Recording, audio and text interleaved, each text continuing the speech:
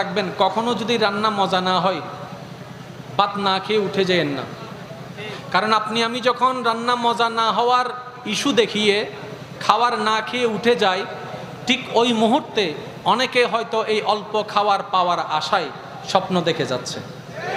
আল্লাহ যখন যা হালাল রিজিক মিলাবে আলহামদুলিল্লাহ বলে খেয়ে ফেলবেন। রান্না যদি কোনো কারণে মজা না হয়, উনি কি ইচ্ছা করে করে নাই নাকি ভুল করে? আরেকটু জোরে বলেন, ইচ্ছা করে না ভুল করে?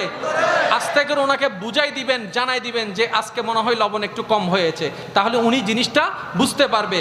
কোনো মা বোনে ইচ্ছা করে রান্না মজাদার না হওয়ার জন্য ব্যবস্থা করেন, ওনারা সর্বাত্মক চেষ্টা করে মজা করে যেন রান্না হয়, যেন বাবা মজা করে খেতে পারে, মা মজা করে খেতে পারে, স্বামী মজা করে খেতে পারে, সন্তানরা পেট ভরে খাবার খেতে পারে।